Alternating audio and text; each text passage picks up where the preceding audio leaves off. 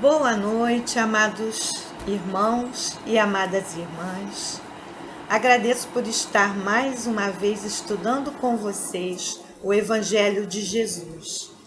Que a espiritualidade benfeitora do Grupo Espírita Luz e Verdade e da casa que representa o Centro Espírita de Caridade Rancher nos auxilie na compreensão do tema, que as vibrações de paz e amor aqui emanadas por todos nós durante o estudo possam chegar a todos os irmãos em sofrimento, enfermos do corpo ou da alma, encarnados ou desencarnados. Então vamos, amigos, nosso estudo de hoje está em O Evangelho segundo o Espiritismo, no seu capítulo 16. Não se pode servir a Deus e a Mamon. Instruções dos Espíritos à verdadeira propriedade. Kardec reuniu neste capítulo todos os ensinamentos de Jesus referentes à vida material. Mamon é um termo que aparece na Bíblia para se referir aos bens terrenos, aos bens materiais. Vemos, como sempre, a sabedoria do codificador no encadeamento dos temas, pois no capítulo anterior ele nos chama a atenção, apontando roteiros que deixam claro, é o capítulo 15, que fora da caridade não há salvação. É um dos nossos roteiros, né? E ele vai nos preparando para o entendimento desse capítulo 16, que é o que vamos estudar hoje, e que nos esclarece sobre o desapego aos bens terrenos, que a riqueza não nos é dada para uso exclusivo, mas como ferramenta para a nossa evolução.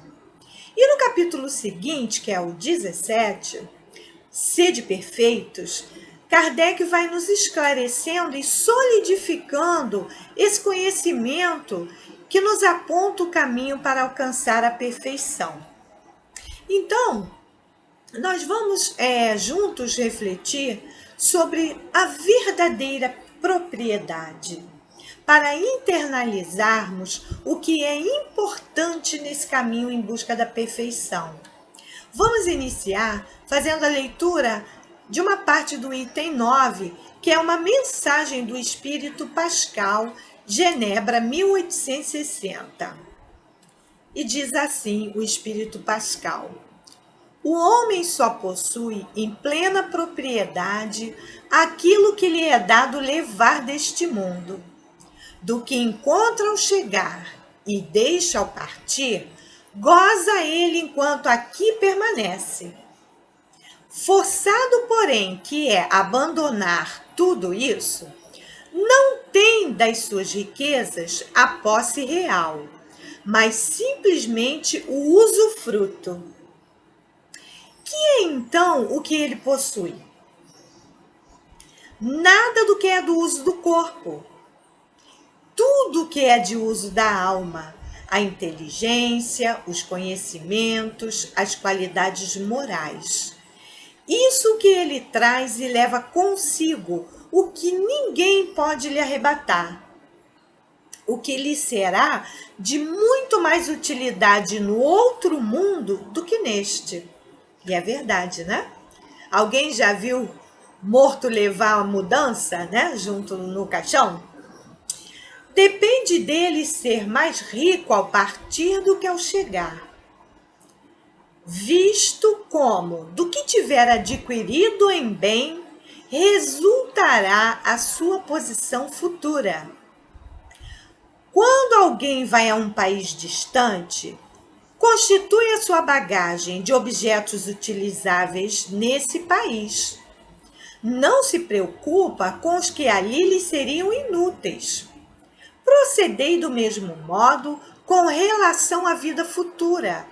Aprovisionai-vos de tudo que de lá vos possais servir.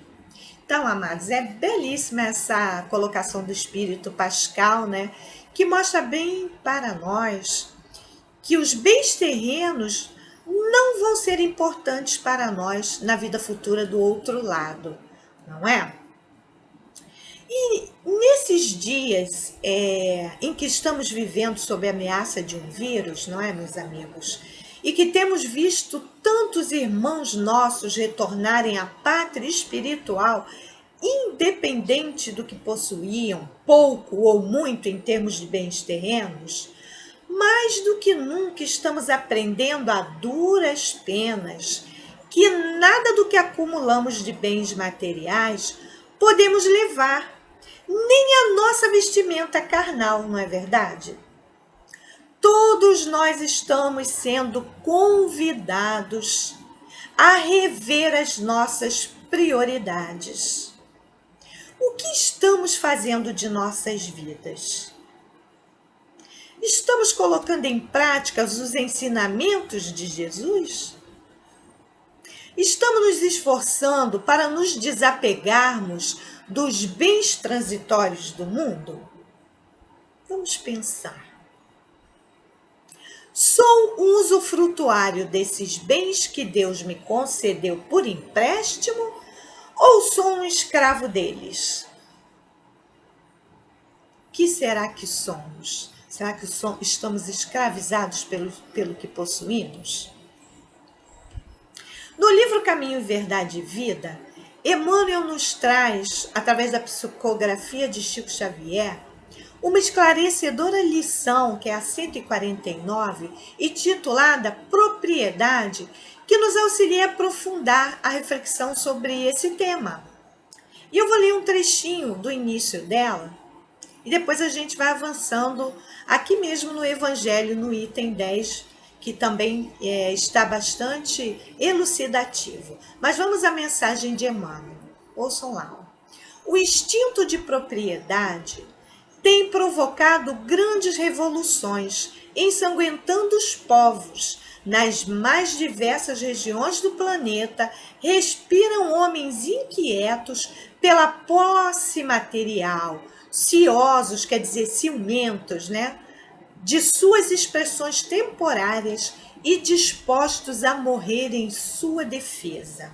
Então, meus amados, olha só o que Emmanuel coloca aqui no início dessa mensagem, né? Se a gente olhar, né, a humanidade ao longo do tempo e ainda hoje, quantos irmãos nossos chegam a morrer, né, defendendo a posse dos bens materiais, né? Estamos vendo os povos aí em briga, em lutas diversas, por questões diversas, e onde nós vamos ver que, no fundo, o foco está a posse dos bens materiais. E aí eu pergunto, novamente, para a nossa reflexão, até quando vamos continuar escravizados pelos bens terrenos, brigando pela posse deles? Será que a pandemia não vai nos acordar dessa ilusão da posse? Porque, meus amados, não nos iludamos, nada nos acontece por acaso. Deus não permitiu que esse vírus, né, estivesse aí entre nós nesse momento, não é? Por acaso. Tem uma finalidade, né? Nós estamos num momento de despertar a caminho da regeneração. E esse momento, né, essa pandemia, é um dos recursos, né, das muitas ferramentas que a espiritualidade, que Deus vem utilizando para fazer através da dor e do sofrimento, porque a gente não tem jeito, né? A gente só aprende através da dor, mais do que pelo amor, né? A gente está sempre sofrendo para poder aprender. Então vamos ver agora o trechinho do item 10, que é do Espírito Protetor M, ele não se identifica, de Bruxelas, 1861. Olha só, os bens da terra pertencem a Deus, que os distribui a seu grado, não sendo o homem senão usufrutuário. Olha aí de novo, né? A gente está só usando temporariamente. Ó. O administrador mais ou menos íntegro e inteligente desses bens. Tanto eles não constituem propriedade individual do homem, que Deus frequentemente anula todas as previsões e a riqueza foge àquele que se julga com os melhores títulos para possuí-la, né? E a gente está cansado de ver, né, meus amados, a riqueza fugir. E eu chamo a atenção aqui que essa riqueza não é só a riqueza material, né? De muito dinheiro, né? De muita posse de bens materiais, mas a riqueza também da saúde física, com toda, né, a capacidade física e intelectual que a gente tem e que muitas das vezes a gente malbarata, a gente destrói, né, cometendo abusos de toda a natureza ou não colocando esses dons, porque são dons, né, o dom de enxergar, de ouvir, de falar, né, de ter mãos e pés perfeitos, de poder caminhar. Tudo isso são riquezas que o Pai nos oferta para que nós possamos colocar a serviço do outro, não em função de nós mesmos somente, não é verdade? E aí, nós vemos que tudo o que Deus nos dá, não é? É para ser colocado, utilizado em prol da coletividade, não egoisticamente. E esses dons que nós possuímos são valores do Espírito, por isso que Jesus disse, né? Não, está lá no Evangelho, não acumuleis tesouro que a traça e a ferrugem corrói. Ele fala para cultivar os tesouros do Espírito. E quais são esses tesouros do Espírito, né? Em Gálatas, lá na Bíblia, em Gálatas 5:22, nós podemos ver quais são os frutos do Espírito. Que são esses que a gente tem que cultivar, porque a traça e a ferrugem não corrói. Então, olha lá o que está em Gálatas 5:22, ó. Mas o fruto do Espírito é caridade, alegria, paz, longanimidade, benignidade, bondade, fé, mansidão, temperança. Então, meus queridos, esses são os valores do Espírito que a gente precisa cultivar, são a nossa verdadeira propriedade, porque isso ninguém vai tomar de nós e nós vamos levar para a posteridade, né? Então, nós precisamos encher a nossa bagagem desses frutos, desses tesouros. E para terminar, para chamar a nossa atenção um pouco mais, né? Lá no capítulo 28, no final da coletânea de preces, tem preces por si mesmo, porque a gente está falando aqui, né? Porque na hora da morte a gente não vai levar nada.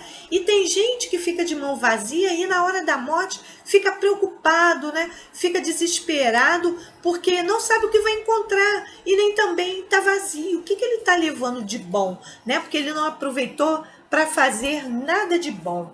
Então vamos ver a prece lá no item 41, prevendo a morte próxima, que vai mostrar bem para nós isso, ó.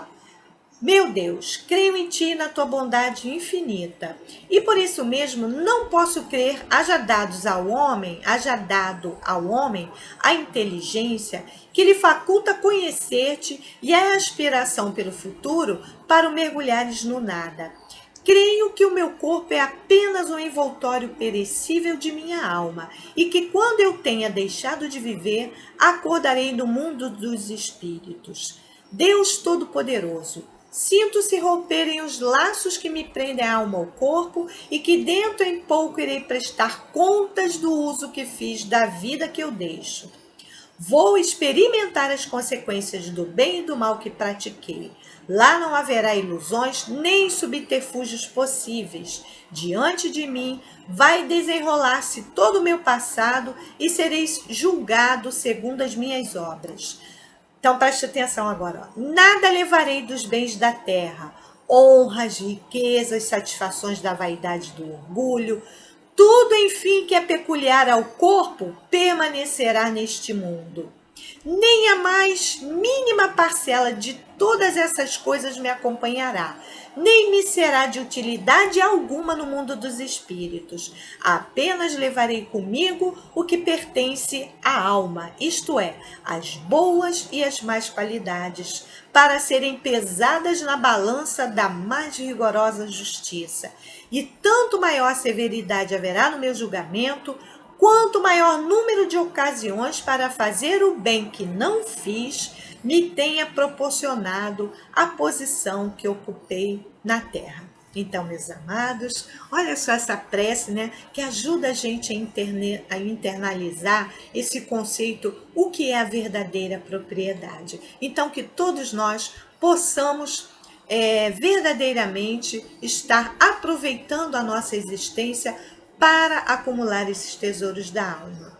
Um forte abraço a todos e o meu beijo de saudade para todos vocês, queridos irmãos do Grupo Espírita Luz e Verdade. Graças a Deus.